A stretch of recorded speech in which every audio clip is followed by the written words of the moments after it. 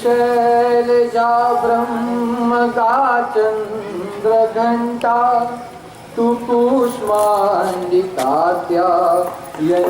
स्कंद माता महागौरी तू सिद्धिदाकाल रात्रि परब्रह्म रूपां भवानी बदामी तू ही आई आशा पूरी अर्धचंद्रा तू ही काल और मोह हरात्री मोहग्रा निशाघोर तू है महिषासुरमर्दिनी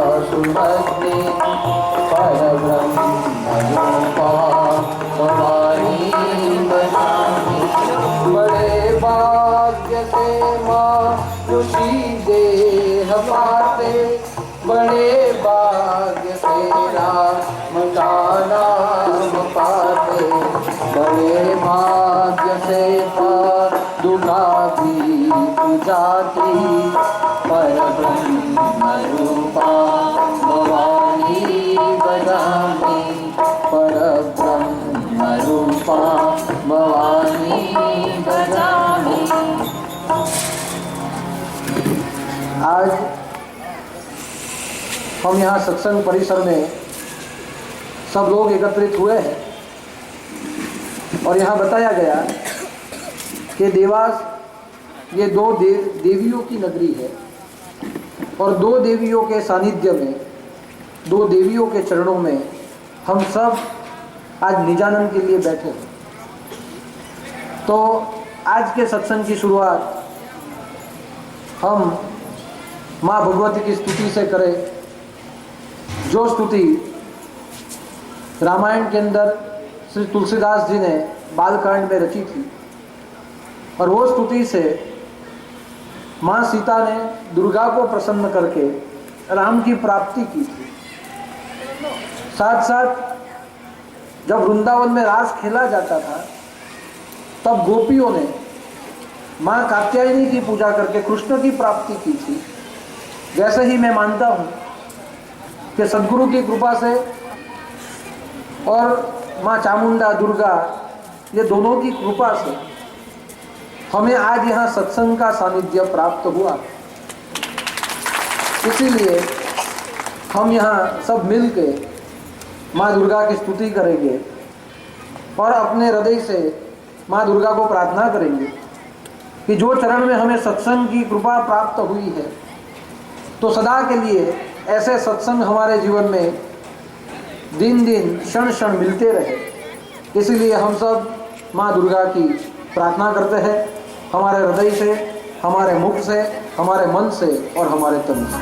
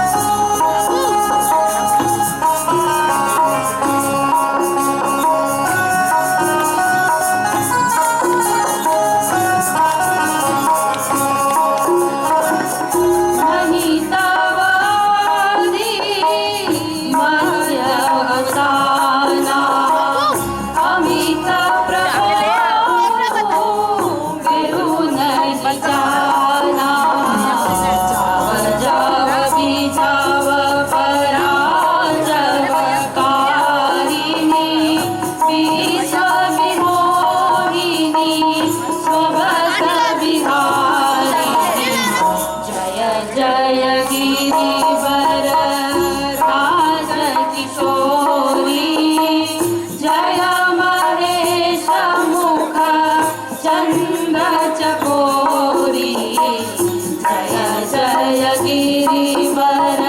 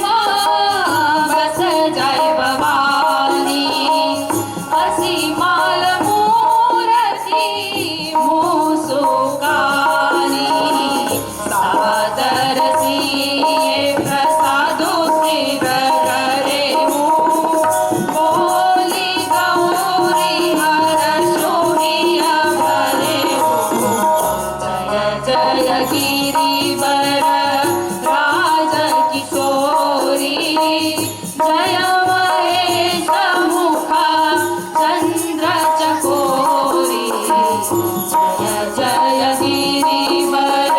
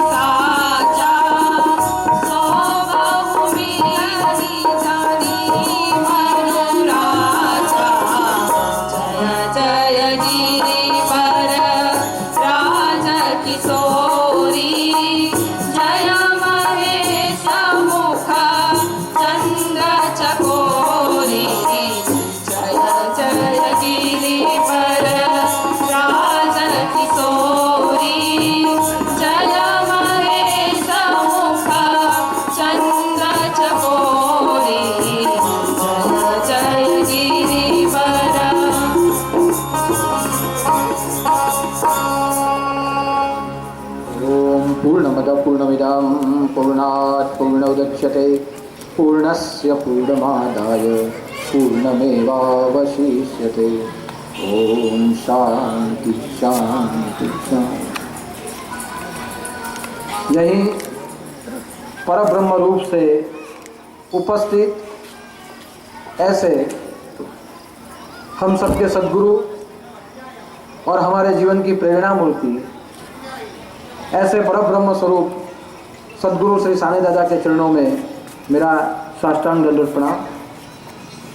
साथ साथ माँ चामुंडा की नगरी और जीवन में अंधकार को दूर करने वाली माँ भगवती दुर्गा, इस परिसर में निवास करने वाली माता कीला देवी और जगत गुरु भगवान आदिनाथ के चरणों में मेरा साष्टांग दंडवत प्रणाम। साथ साथ यहीं उपस्थित सभी नाथ भक्त एवं देवास सत्संग मंडल के सभी भक्तों को भी मेरा नमस्कार और जय उदित। आज का सत्संग कार्यक्रम एक तरह से देखा जाए तो मैं ऐसे मानता हूं कि योगानुयोग एक कार्यक्रम है। वर्षों से मेरी इच्छा रही थी कि कभी महाकाल के दर्शन करने, भगवान भरतोरे की गुफा में जाके उनकी ऊर्जा प्राप्त करना, महाकाल के दर्शन करना और उज्जैन जैसी मंदिरों की जिसे नगरी कहा गया है, ऐसी नगरी में जाके सभी देवी देवताओं के सामने अपना सिर झुकाना, वर्षों से ऐसे एक मनोकामना थी। मगर वो मनोकामना कैसे पूर्ण हो? ऐसे हम जा सकते हैं, जाके दर्शन भी कर सकते हैं, लेकिन कुछ गुरु कृपा कैसे हो और गुरु कृपा से ये योग कैसे बने, ऐसी मन में कब से एक प्रतीक्षा चल रही थी। और धीरे धीरे जैसे जैसे मेरी निष्ठा बढ़ी, जैसे जैसे मेरी पात्रता बढ़ी, वैसे ही मेरे सद्गुरु की कृपा से आज 2 देवियों की नगरी वहाँ मैं देवास में आ सका। और मेरा आना जो हुआ वो मेरे गुरु की कृपा है। और मैं ऐसे मानता हूँ कि जहाँ जहाँ गुरु की कृपा रहेगी वहाँ विश्व के हर कोने कोने में नाथ संप्रदाय की लहर, नाथ संप्रदाय का नाम और नाथ संप्रदाय का झंडा हम जाके फहराएंगे।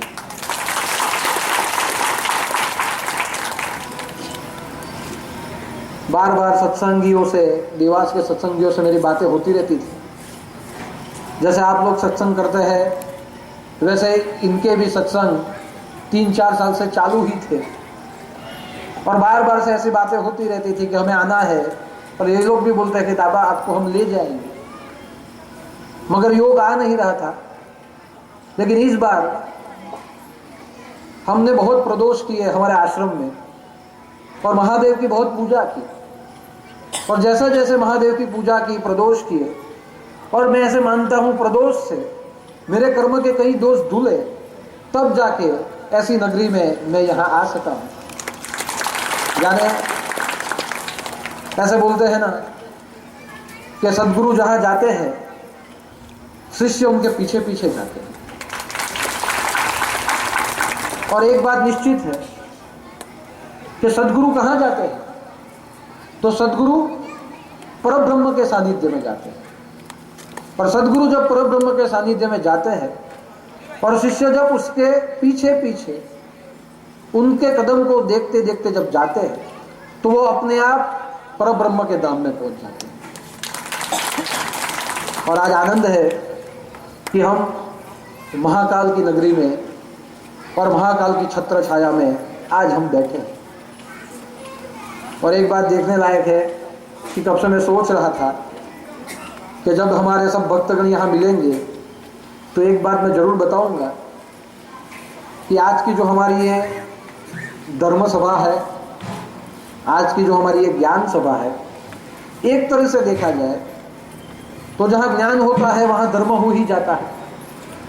और ज्ञान वो धर्म की स्थापना करना, धर्म का परित्राण करना और धर्म का प्रचार करना ही सिखाता है। लेकिन मैं ऐसा मानता हूं कि आज का जो अवसर है वो धर्म सभा तो है, ज्ञान सभा तो है, सत्संग सभा तो है, लेकिन उससे भी अधिक एक मर्म सभा है। आज यहाँ मर्म सभा है। मर्म क्यों? क्योंकि इसके अंदर कहीं भेद छुपे हैं।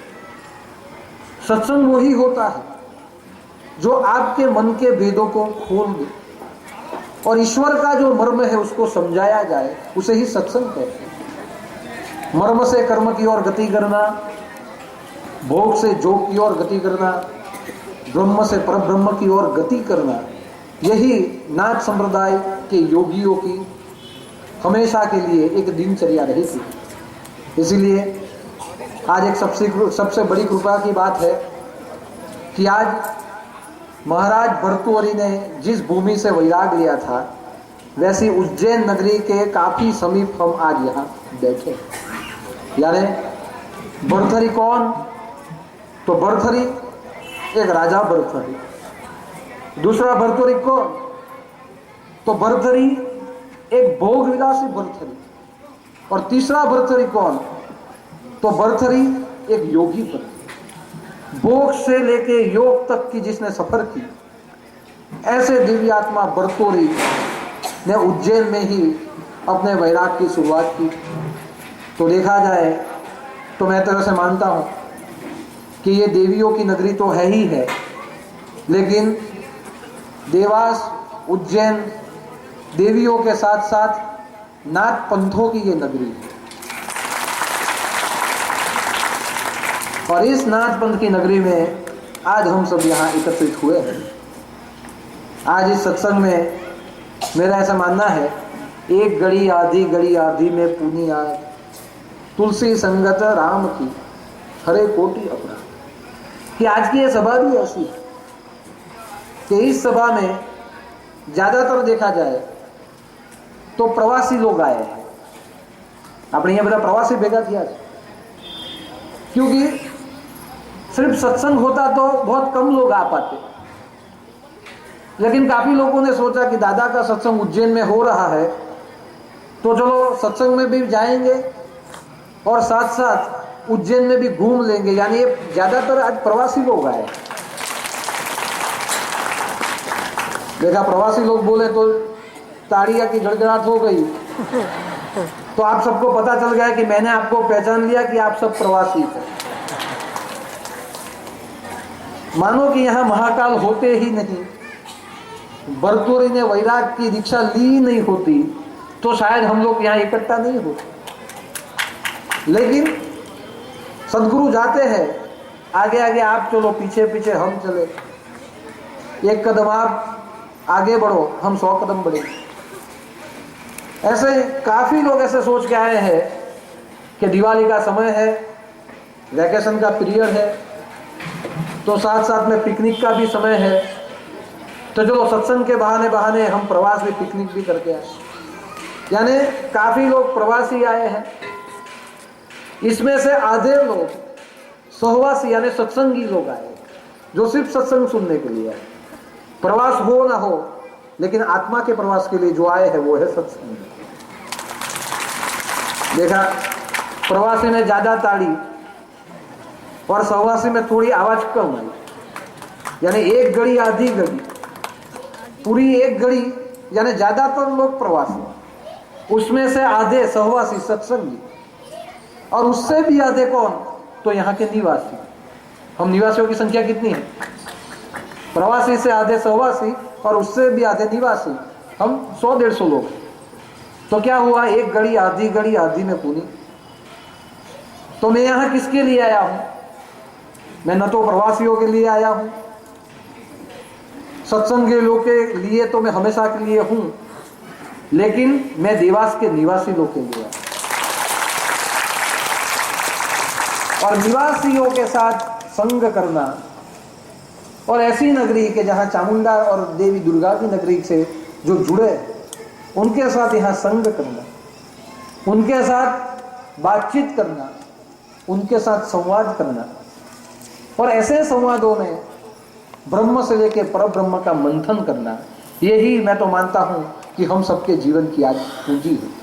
यानी प्रवासी, सहवासी और निवासियों के साथ मैं भी पर ब्रह्म यानी आत्मा के नगर का मैं भी एक प्रवासी हूं। मैं भी आज आपके यहाँ बैठा हूं। तो हम सब आज यहाँ बैठ के सत्संग करेंगे, और मैं तो ज़्यादातर यही कहता हूँ कि सत्संग तो करेंगे, लेकिन सत्संग के साथ साथ संवाद भी करेंगे, बातचीत भी होगी। लेकिन बातचीत का अर्थ एक ही निकालना, मैं बोलूँ और आप बोलो, ये बातचीत नहीं है, ये संवाद और विवाद है। मैं करूँगा बात और मेरी बात में आप अपना चित्त रखेंगे, उससे बोला गया है बातचीत। तो इस प्रकार हम यहाँ सत्संग की शुरुआत करेंगे। और खास इतना बताऊं कि जो जैसे भी आए हैं वैसे भी आए, लेकिन एक चीज़ है कि कई लोगों को हुआ भी होगा कि दादा ने हमको प्रवासी बोला।